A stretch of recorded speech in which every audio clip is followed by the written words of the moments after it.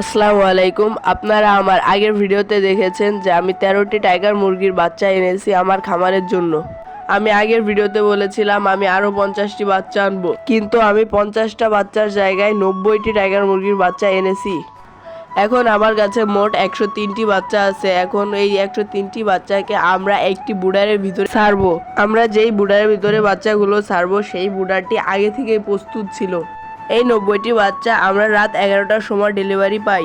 যেহেতু রাত 11টার সময় ডেলিভারি পাই এবং আমাদের বুডারটি প্রস্তুত ছিল, সেজন্য আমরা বাচ্চাগুলোকে এনেই বুডারে ছেড়ে দেওয়ার চেষ্টা করেছি। বাচ্চাগুলোকে বাসায় আনার পর দেখতে পাচ্ছি একটি বাচ্চা অসুস্থ, মানে এই বাচ্চাটি প্যারালাইজড হয়ে গেছে।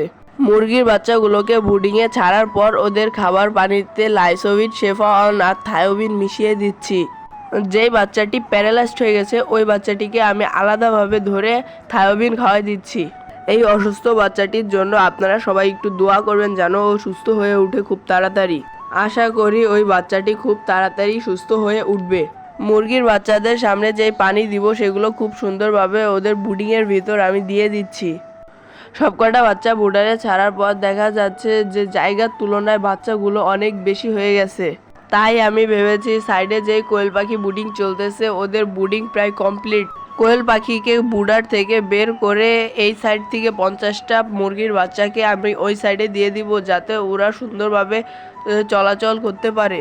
মুরগির বাচ্চাগুলোকে ওষুধ মাখানো পানি দেওয়ার 2 ঘন্টা পরে স্টার্টার ফিড গুঁড়ো করে আমি ওদের সামনে দিয়েছি।